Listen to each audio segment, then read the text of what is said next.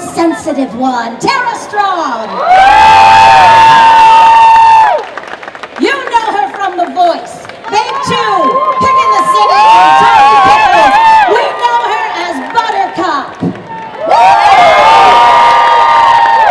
She's the Tara Strong. Tara's walking around. We love My Little Pony, right? Dear Princess Celestia, today I met Steven from California. Spike, what's his cutie mark? Whatever, he's just awesome. Look at that guy. I wish all his dreams came true. Thank you so much for that, Tara. I know, And hey, y'all, just stick to your sacred timelines and you'll be fine. Is that Miss Minutes, y'all? Don't hesitate to let us know how we're doing.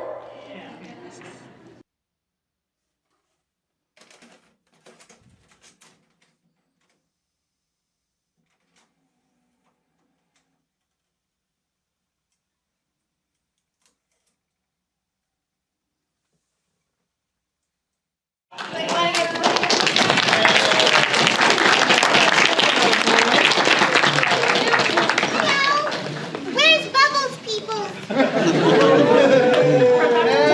Where's Timmy Turner, people?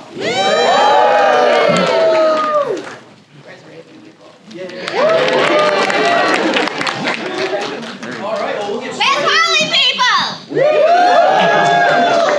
I just did my own introduction. I had an introduction that explained all of the things she does, but we don't have to now. Except we do have to put out that you were Daisy May in Redneck Rampage Rides Again. Oh my god. One of the games that I remember. That shows you how old I am. I remember that game. You're speaking truth right now? I only speak truth. Wow. They hire me as a moderator to speak the truth, so we're going to talk about it. I haven't heard about that game in a really long time. I just remember that I got to say bad words. At a very young age, and speaking of a very young age, we'll start right off. You have been doing this for, I wouldn't say a long time, but since you were very young. Mm-hmm. How did you fall into it, and how have you seen the industry change since 19-something? So I started when I was 13 years old, so at least 20 years. And that was a joke. I'm old. No, I'm 49. So I think I still look pretty good. And I started when I was 13. And I knew when I was like 4 or 5 years old that I wanted to be a performer. I'm sure there are other performers in this crowd, you know, like when it's in you to perform or be an artist or whatever you're passionate about, that's what I came knowing I could do. And I always did funny voices. My sister and I had our own little fake radio station, and like every pet had a voice, every toy had a voice. And it was just something I was good at, but I begged my parents to get me an agent. I grew up in Toronto, and they finally did when I was 13. And my first job was Hello Kitty. And she had a mouth. Hello Kitty's Furrytale Theater is proud to present The Wizard of Paws. That was my first job, and the rest is history. Now, I'm probably taking a couple questions. I'm going to ask 1 or 2 questions up front, and then I'm going to unleash on you guys, because if you've ever seen me before here at Comic-Con Revolution, I'm one of the laziest moderators out there, because I really want you to ask as many questions, and so that way I can just sit here and, listen. Because we have such a great person with all the voices that you do. But I think there's a lot of kids out there. How did you get started at 12 or 13? I mean, is there something that parents, that you should, any advice you would give young kids, or especially their parents? Because kids will do it if you let them do anything. Well, I would say that if your kid comes to you at an early age and says this is something they want to do, believe them. But also not force your kid to be that if you want your kid to be famous just because they're cute. Because people that are like forced into this business have a lot of resentments because it's not an easy business. Hollywood in general is a business that doesn't really care how good looking you are, how hard you work, how many classes you take. So much of success in Hollywood is based on serendipitous moments about the right time and the right place. Like, I don't know that had I not booked, Batgirl at the same time as Bubbles, at the same time as 101 episodes of 101 Dalmatians, I don't know that Hollywood would have been like, oh, who's this girl? Finally taking notice. But there's some magical thing that happens that propels you, and so the rest of it is a lot of rejection. And it's really hard, and I know the most amazing, beautiful, talented people that never get a break. Yeah, I was gonna say, some of the most talented people in the world, you guys don't even know of. Right, and Because it doesn't matter how good they are or how badly they want to work. In other businesses, if you really want to be a dentist and you work really hard, you could be a dentist. It doesn't matter how hard you work, it's not guaranteed success. So it's challenging. So let me just say that, because I also really hate when businesses take advantage of hopefuls and say, oh, we can guarantee you work, give us $10,000. No, nobody can guarantee you work. No one should ever pay to audition. There's a lot of nefarious people, so I just want to put that out there. Yeah, so there's the bad side first. A lot of pay for these headshots only through us. Pay for this through us. Right. You have to ask people that know. And then, so my parents did not know anything about the entertainment business. The closest thing is I had a grandfather who was a cantor in the synagogue. That was like the closest thing to a performer. And I was like begging them to get me an agent, which they finally did. And thankfully they found Butler Rustin Bell, who was my agent at 13 and is still my agent today. I just went back to Toronto to shoot a show called Pretty Hard Cases. I don't know if you guys have seen that. I play a drug dealer. And they're still my agent. So it's just, that was like a serendipitous move. Wow, I guess between you and Christina Hendricks, the drug dealers are getting much more attractive. Yeah, the chicks run the show. There you go. You also are prolific and unbelievably talented. In fact, you have somewhere around 600 different voice credits or voices that you do. How do you remember the voice? Because you don't. It's not like you will do Harley Quinn and then you never do anything again. In 6 months, a year, 5 years down the road, they're like, oh, we're coming out with a new game, we need Harley Quinn. How do you find that voice again, especially some of the more obscure ones that you've done? So basically when I get to play a character, I become that character for the moments that I'm acting as that character. So I, in my mind, visualize everything they're going through so that it translates. If I was just reading off a paper, you guys wouldn't care. You care because there's something that I'm doing when I'm reading that makes you feel like you're a part of it. And you're right, I'm totally sharing my energy with you guys, and it's like this beautiful, shared, like, feel-good energy around the world, right? People at cons, generally the nicest, kindest people. You guys coming out to support us, when, like I said, Hollywood they can take you or leave you. They'll replace you in a second if someone will do it for cheaper. The fans are like what make this. So like, thank you guys so much. It's so important. So with that said, when you play a character, they live inside my brain, and when it's their turn to come out and play, they do. I'm a crazy person. Basically, and I don't have a problem remembering that. That's why I keep moving. If I've already done it a lot, then I don't have a problem like jumping back in. Sure. If it's something like, you know, boy number 2 on a Fairly Odd Parents episode 12, season 7, I have no idea what I did. So that if they really wanted it to sound like that, the engineers have everything recorded. They'll play it back for you. Okay. So if you don't know it, or if you went from audition to booking the job, because sometimes at your audition, I talk really fast, Tom. I'm from New York, you sound fine to me. So sometimes for an audition, I'll send like 3 or 4 different takes, and then they'll say, oh, we really like 2. Okay, they'll play back for me which one that was. So sometimes there's a reminder, and then with that said, sometimes there's a tweak. You know, Harley in a very serious adult game is going to sound different than Harley on the DC Girls. So I have to learn how to put the essence of that character in whatever world I'm existing in at that point. Does that make sense? Yeah, no, because my last one is a voiceover question, and then I'm going to move on to you guys, and so get your questions ready. Make sure that they're appropriate. We don't want any political questions, nothing too personal.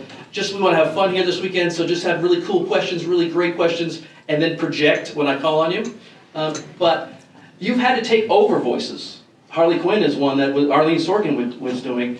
Now, they didn't want you to do a carbon copy, but how do you do a voice like that where you can still pay respect to the original person but yet make it your own? Because, you know, I find that kind of difficult, because what you want to be Harley Quinn, and you might do it completely differently, but you still want to pay homage because people have been watching the show. And again, that'll go based on what the director which like tells you based on what everyone in production wants. So if everyone in production says we want it to have a hint of the original Harley, that's what you give them. I haven't seen the new series because I'm pissed it's not me, but I don't know what she's doing. I don't know what she's doing. She's probably not doing me. She's probably just doing her own voice, right? She's just doing her own Close. voice? Yeah, she's doing her own voice with a little. So they didn't tell her like do it like the original. And for the record, it was really hard to step into those boots because Arlene, the character was created for her. It is her essence, and she's never ever not done brilliance with it.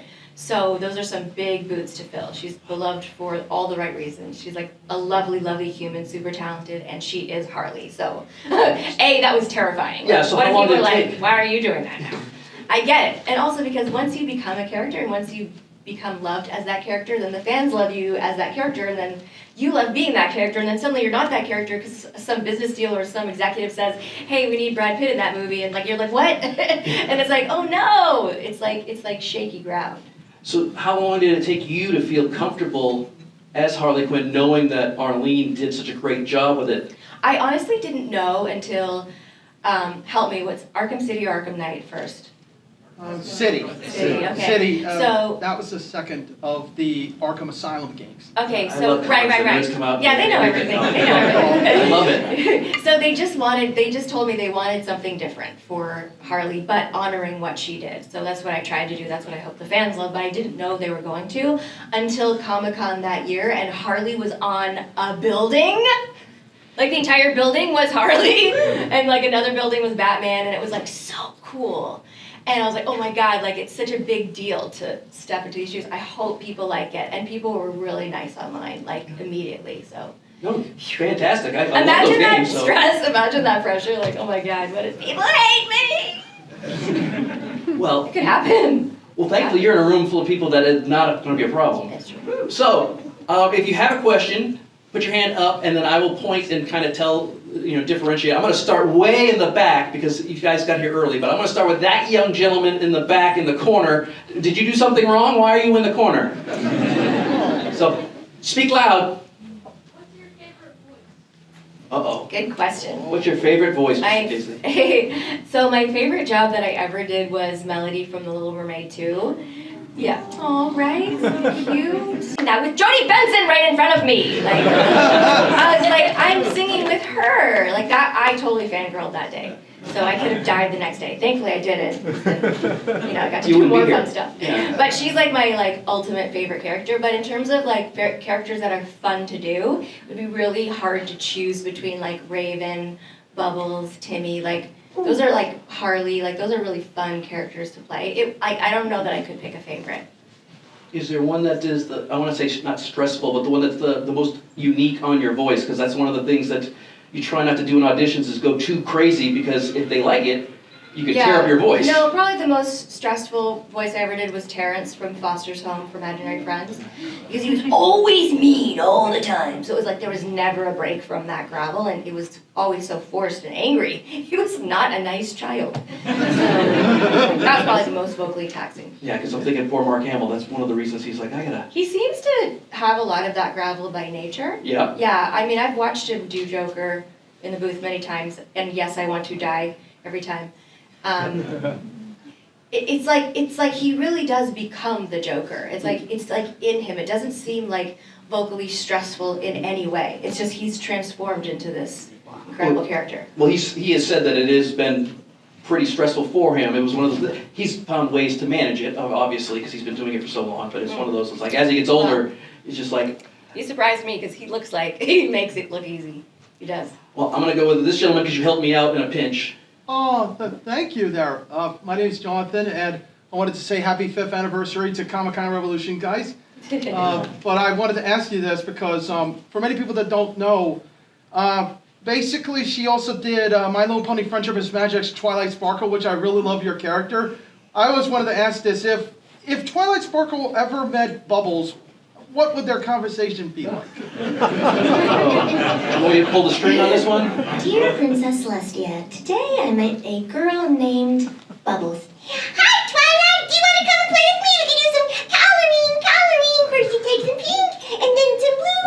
Can you please come pick her up? Your faithful student, Twilight. Thank you.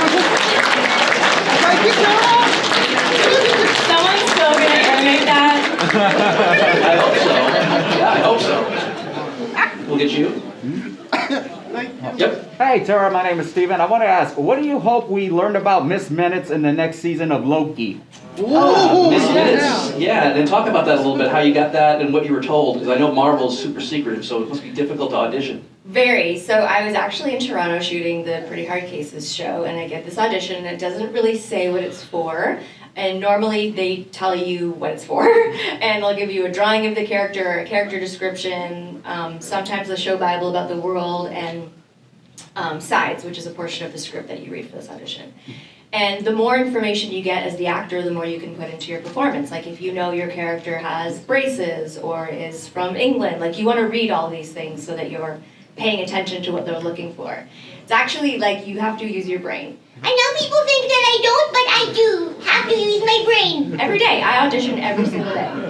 Yeah, that's another thing I don't think everyone understands Like, about voiceover can you believe actors. they don't just give me everything at this point? I'm shocked. Can you just like show them your Wikipedia page and say, hello? Hello, have you met me?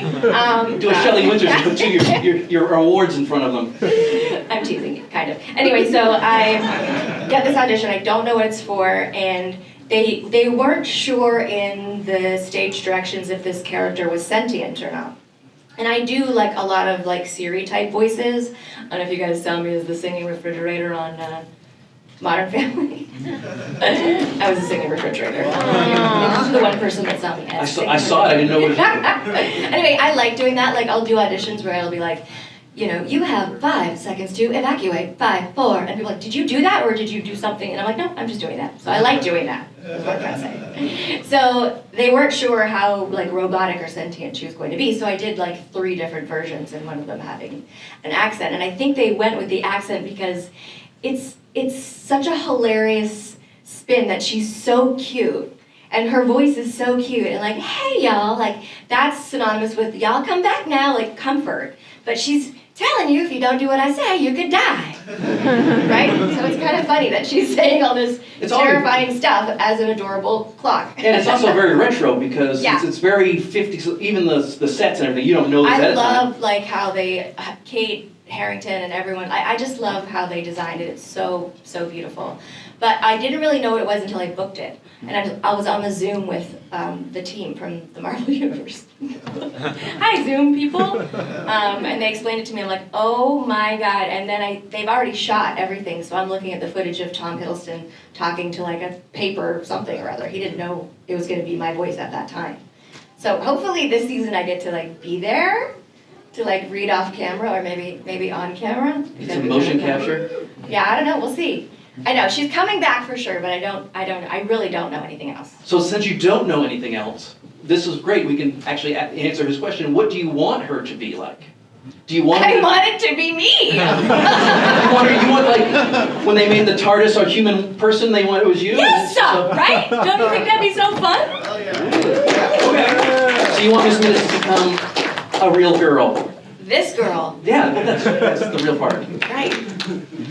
Thank you, Tara. You're welcome. This very young girl with her hand up right there. Yes, next to the guy with the weird hair.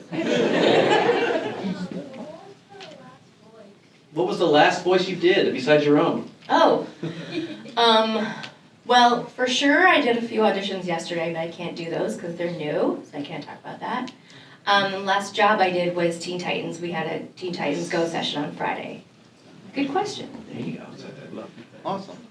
Anybody else with any questions? Where? Oh, behind. Right. I don't even believe he exists. Oh, it's like Jurassic Park. If I don't see you, you're not there. What's the question? So my question would be for like, I don't know if you remember. Well, yeah, of course you're gonna remember. Arizona from TFH, them fighting her. No? She does 600 voices. Minimum. Yeah. Then you think about all the episodes. So what's your question? Let's get right to the heart of it. Well, the question was like for the video game companies, like when they scout you when they're in the company, like how did they went through it? They went through your agent for that voice, or? Yeah, the booking of a video game voiceover is the same procedure as booking and a voiceover audition of any kind. You know, they'll either come to my agent with an offer, or I have to audition in my home studio. thank God I have a home studio. I do like all my auditions in my pajamas. Well, I was going to say, he's actually he's a covert millionaire who's hiring, so that's why he's asking that question. If you have we'll get you the contact information later. I'm actually looking for covert billionaires at this point. How has, now you recently overcame COVID, but how has the whole COVID situation in general changed the voiceover auditions? Has it changed much for you at all? Oh yeah, we don't, first of all, I feel so lucky because I know a lot of people had a very hard time, especially in the beginning of COVID with things shutting down, like devastating.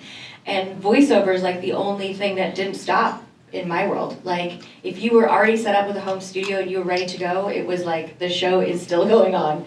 And the only thing that changed is that we're all virtual. We're all virtual now. But you already had a home studio, so you were ready to go, so this was no big deal. You were excited. So lucky. I'm so lucky. Absolutely. You don't have problems with the trash on Fridays and Amazon with the you got everything soundproof proofed in there? I hope so. I know that I know that here at Academia people in Texas have had problems with that. Like, yeah, every you day is gotta, garbage day. if it's your job, you gotta make sure it's soundproof. Gentleman in the back. Can you tell us a good story working with EJ Daily? So E.G. Daily and I actually just saw her last night. First time I ever heard of her existence, I was meeting with an agent when I first moved from Toronto, and the guy's like, oh, you're like a young E.G. Daily. And I was like, I didn't know who that was. But really, we're the same person. She's just 10 years older than me, that's it, but we're the same person. Like, we have the same careers, we have very similar life experiences. People confuse us all the time, so we really kind of are soul sisters in this universe. And the first time I met her was at a Rugrats session.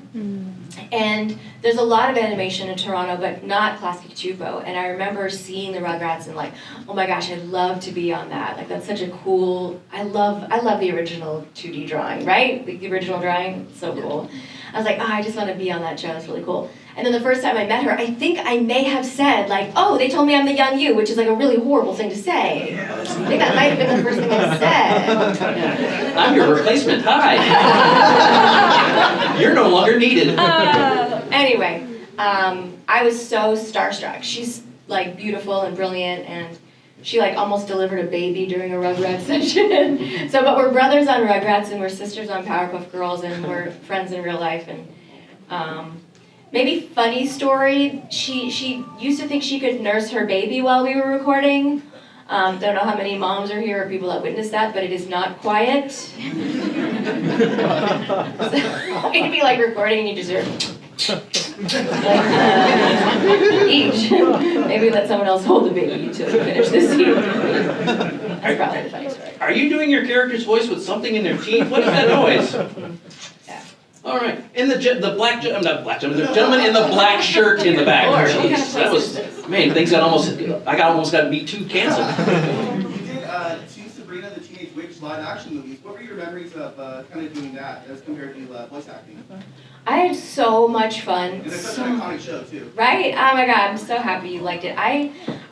First of all, Sabrina Goes to Rome, I think is such a good, fun movie. Like, it's so cute. And, I'd been in LA a few years, and then to book this part where they're going to pay you to fly to Italy. Okay, that sounds great. And I'd never been to Italy. And, it was like, they took such amazing care of us. Paula Hart, who's Melissa's mom, is the executive producer on that, and, like, flew us all first class and really made sure we all had, like, beautiful hotel rooms. Like, we were so spoiled already. And how fun is that to be doing, like, a movie of the week and you have magical powers, so there's all this, like, CG cool stuff, and you're beside Melissa Joan Hart, like, and we're in Italy, like, wow, this is amazing. Like, how does that happen? It was pretty great, and it's so much fun, and it's fun to shoot on location, and it's fun to, like, learn other cultures. Like, I would start taking the train places and speaking Italian to people, and I fell so in love with it. It was so amazing. If you ever get a chance to go to Italy, you say yes. That was fun. So my question is, why aren't you doing more live action stuff? Because you definitely have the talents and the skills and everything you need. You sound like my mom. I'm sure me and your mom have a lot in common. Well, she's in heaven, so not too much in common. Please, let's slow the roll. But she used to say that, she'd be like, how come you're not booking more? I'm like, let me call Hollywood. Hello, Hollywood? No, I'm asking, is that a conscious decision? Because I love doing both so much. I just have become more famous for my voiceover stuff, and I'm so lucky. I'm so lucky. It's not that easy to maintain a career at 49 in Hollywood. So I feel very blessed to do that. But I do love doing both. So if I had the opportunity to do both forever, I would. Now I understand why Miss Minutes should be coming to life. Hello. Get on the phone. Kevin Feige, where is he? Hello, Hollywood. Okay. Let's go to this young lady up front. When you started your career, did you take classes for your voice? How do you take care of your voice, or just a natural talent that you have? Good question. So yes, it's a natural talent that I have. But I also take care of it. I never smoked. I don't like go places where I'm screaming a lot, and I don't have any dairy because that's a whole other conversation, but it's also not good for you. I did take acting lessons very young because I wanted to be an actress. And I loved those classes. So I always recommend for people to take scene study and acting classes and improv classes. I think are really important. By the way, when I was studying Second City, Toronto, there were people there that were bankers, that were in other lines of work, that wanted to feel more confident talking, like, just, without thinking about it. And it's like this sort of beautiful, fun place to meet people and be silly and free. And I always tell people that are interested in voiceover to take an improv class, because you learn how to make characters really fast. Because like you said, some shows, they'll be like, oh, can you do an extra little boy here, a little girl here, whatever. And you just have to be like ready to jump in, so that helps with confidence. And singing lessons. I've taken singing lessons since I was a kid. I still take it. It's a muscle. You want to work it out. And also you can improve your range and get your ear. Most voiceover artists are singers and have good ears. Okay, thank you. Yeah. That's why I'm not a voiceover artist. Gentleman in the back with the gloved hand, like he's going to say anything and hold a boombox. Go ahead. Speak up. Teen Titans Go. What's your favorite episode? Teen Titans Go. Favorite episode. Lady Go. Legacies. Lady Legacies. What do you mean? Of course. Of course. Right up front. I'm a huge fan. Are there any characters that you've always wanted to voice that you haven't had the chance to voice yet? On a wish list. Well, I've never been on The Simpsons. That would be fun. Oh. Really? Yeah. I know, weird. I did Family Guy, I've done Futurama. I've never done The Simpsons. I had a really funny part of Futurama. Did you see it? On Futurama? I got to tap dance on Bender. Okay. I have seen all the Futuramas. It's just almost like Modern Family. I know exactly that episode you're talking about. I didn't know that was you. That's me. So, but yeah. It's because I noticed that the animation world is not as big as the live action world. It's like a nice little tight-knit family. You kind of all know each other. Do they not know over there at The Simpsons that you wouldn't like to be on there? Or is it? I mean, have you not dropped the hint? Well, the other thing is, once you have a core cast that are very versatile, like Fairly Odd Parents, we rarely had guest cast. We would all be doing all the extra characters. When we did, it would be like the regular guest cast people we would have, which would be like Dee Baker, Carlos Alazraki. They would come in, and Jeff Bennett. But other than that, it wasn't like open to a million people because, in voiceover for the Screen Actors Guild, which is our union, they can pay one actor for up to 3 different characters. So they're going to pick someone who's versatile that can do 3 different characters. That's going to save them a lot of money. So once you have a cast like that, it's not common that they keep bringing in other voice actors. You know what I mean? Like they probably have everyone they need, and then it's The Simpsons. They have A-list celebrities wanting to do it. So I don't know that they care. Response to that. I bet you if Matt Groening knew that you wanted to be in it, it would happen. So if anybody knows Matt Groening, give him a call. Put him on social media. The gentleman who's very ashen looking in the back with the mask, next to Wolverine, who's kind of a sleepy Wolverine. I'm a kindergarten teacher. This is normal. Yeah, I was going to say, you used to be in different class. Speaking about Toastmasters, you said you talked about some improv, like doing some like iOS, for example, or creating characters and stuff like that. What about Toastmasters? Do you know what Toastmasters is? I'll answer this one. I know this one very well. So Toastmasters is great if you absolutely have no idea how to speak in front of people. What they kind of do is like the Marines. They strip you down of all your talent and then rebuild you so you'll speak in front of people. So it's really great. It's a great way for people who are business owners who aren't really trying to be funny. Terrible. Well, It kind of, as a professional speaker, it kind of is, because they really do. It's very much they have a process where you get dinged if you say which is crazy. Where they want you to be a certain type. So it's just a kind of surefire way of making. What is it? It's a class? It's a club. It's a Toastmasters club where you toast and you get up and you. Did we jump into another dimension? Yeah.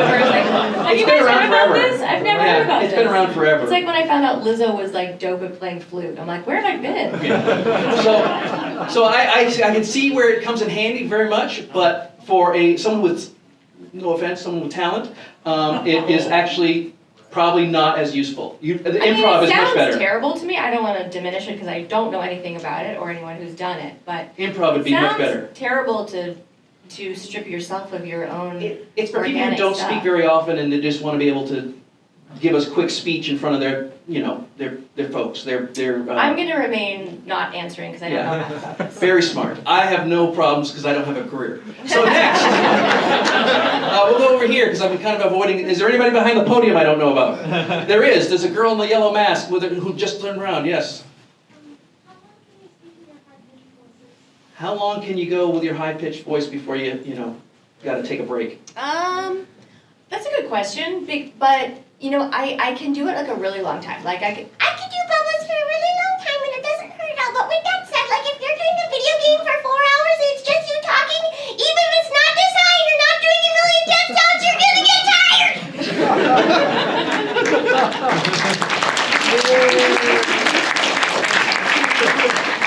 Where do you find the ancillary sounds, the ones where you have to, so when it's high pitched, you've got to, you're doing all that for video games.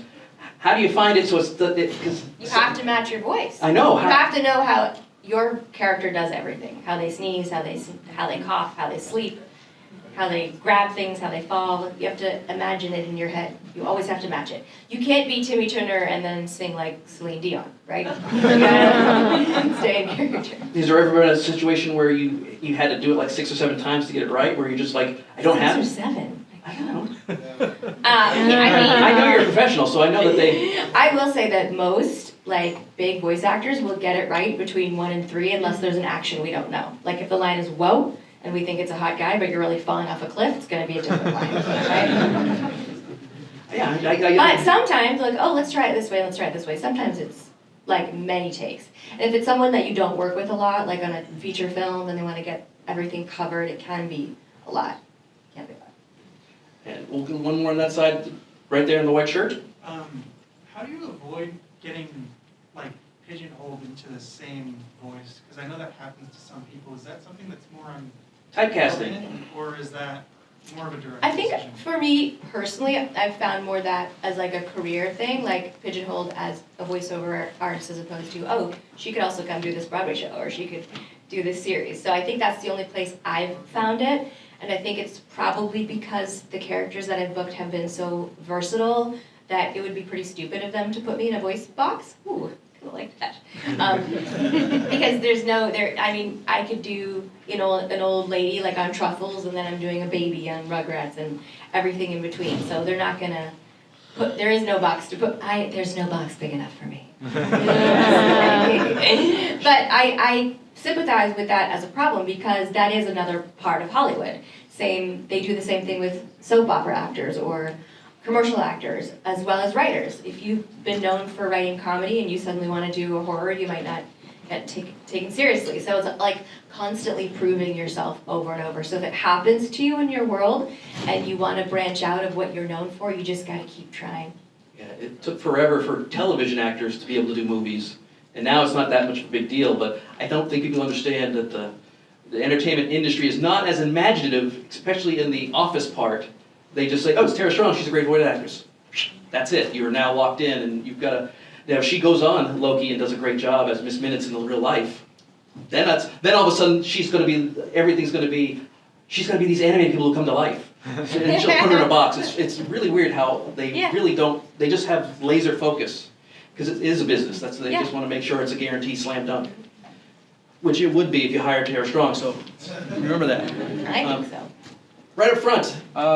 Could you speak a little bit about like when you're voicing a character that maybe doesn't really use words, that uses more like sounds? I'm thinking some of like baby characters you've done. But... Yeah, so I just recently did my first Rugrats since the reboot. Yeah. And all my lines used to be in the stage directions. It was like Baby Diddle steals Tommy's toy, hits him in the head with it, does a poop, goes to sleep, whatever. So I'd be like,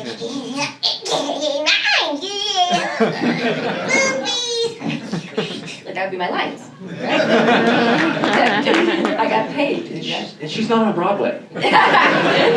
Anyways, my scripts would like be wet because sometimes I'd be like, 'cause I'm picturing all the action in my mind, and sometimes there's a physicality to that within the parameters of the microphone. And so now we actually see digital of the scripts and digital images of each scene. So there's no more paper, which is good because it's saving trees, but it's a whole new way to look at it now that everything's all digital. And I was like, doing the voices and like watching the stuff happen live, which you couldn't do before. Right. When we first did Rugrats, it was all on paper. You had to flip through pages and pages of storyboards, and now it's live and you can watch it. And it's fun. I was like, oh, it's good to put this old diaper back on. Yeah, the previs has gotten quite more helpful for you. Yeah, so it's nice to see some of the action, but yeah, I mean, you really have to read everything in the stage directions always. And if any of you are auditioning, that's going to set you apart too. Like, if you missed in the stage directions because you're just focusing on your lines, that you're actually running after a bad guy here, or you're getting shot, or like, that's going to change how your voice sounds. So you want to be someone that pays attention to that so that the people casting go, oh, this person pays attention. Yeah. I think I answered Young 12 lady questions. in the, yeah, you did. Young lady in the cape. Sorry. No, I'm sorry, the red cape. Oh, so, I'll get you next, I promise. Say, you live out of state, but you're an actor and you're like in the biz, and let's say you get an audition. In the biz. I like that. You get an audition. Will they like fly you out if it's in a different state or something? Well, if you're doing voiceover work, you can be anywhere. That COVID has opened that wide open. Like a lot of my friends have left LA because you can record from anywhere. If you're going to book an on-camera show, then they'll fly you out because you have to be on set, wherever that may be. But voiceover stuff, most of it can be remote. Yeah, get your little booth and then you're all set to go. Yeah. Now the creepy young lady or gentleman in the front who looks sad. Who's your favorite T-Titan character excluding Raven? So the question was, because I could barely hear it as well, but it's who's your favorite Teen Titan? I guess who's not you. She has one, but she's not going to say it, I think. Otherwise it would be... Oh, I hate Twin Minutes Beast Boy.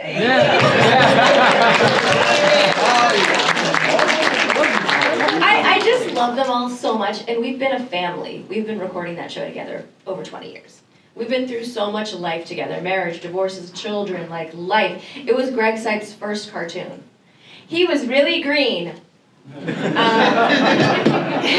And we've grown, like, we've had so much life together that we love each other so much, and I think that really translates in the show, how much we authentically love each other. Nobody works harder than Scott Manville, who voices Robin. He, like, is screaming and, like, into it and reads his scripts up all the time, and, like, he is the leader with his baby hands. He's so good. He's so well-behaved, right? And then is Hinden, who's, like, she's amazing. She's Starfire. She's just...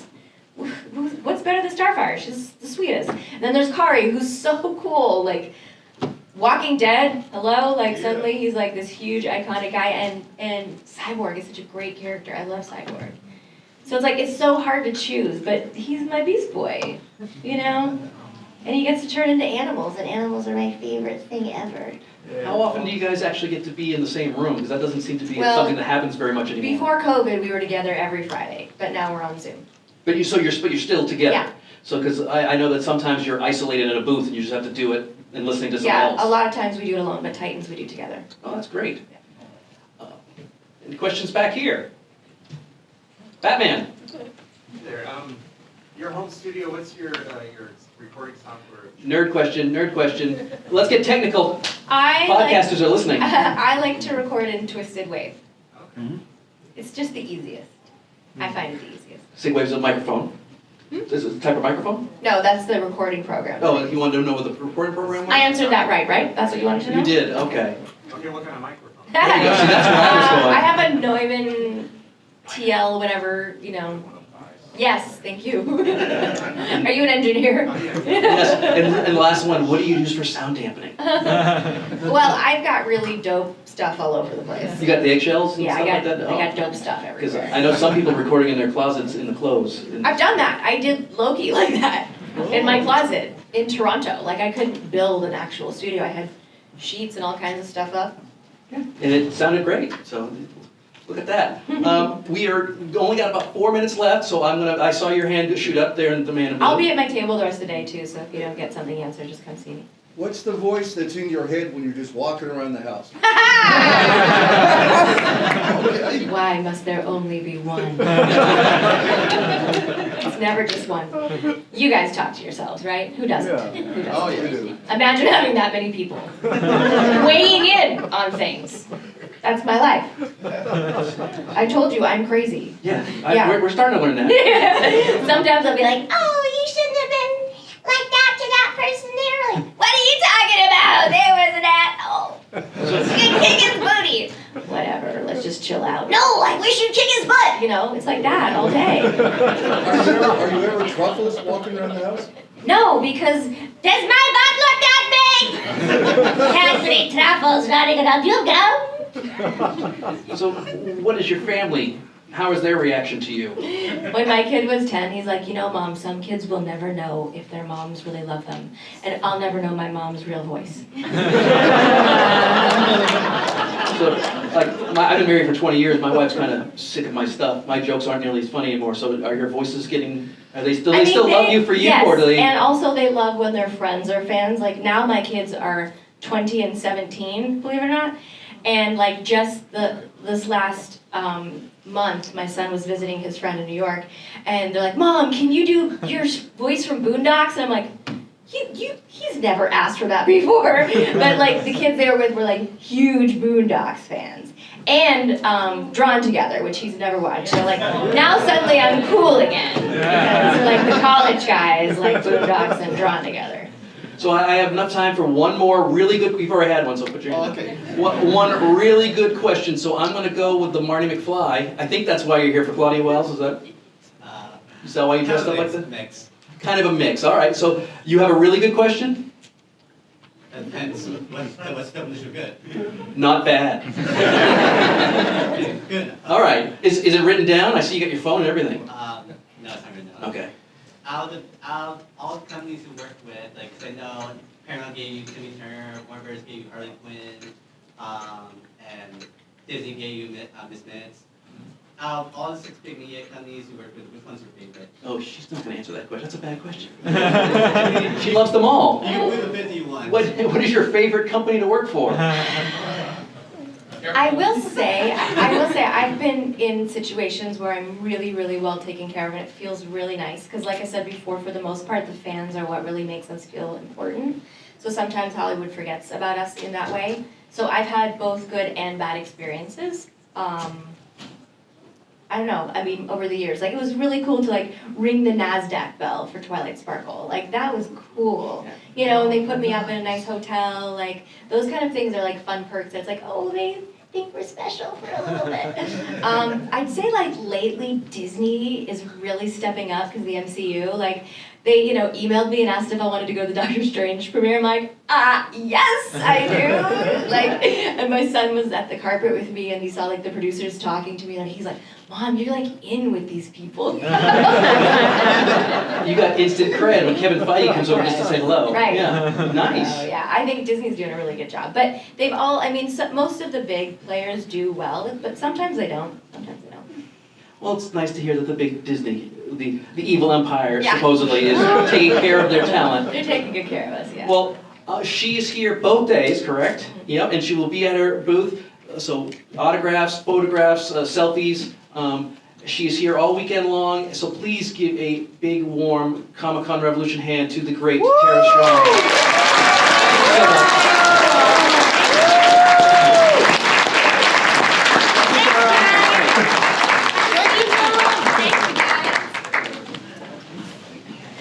Want to begin to?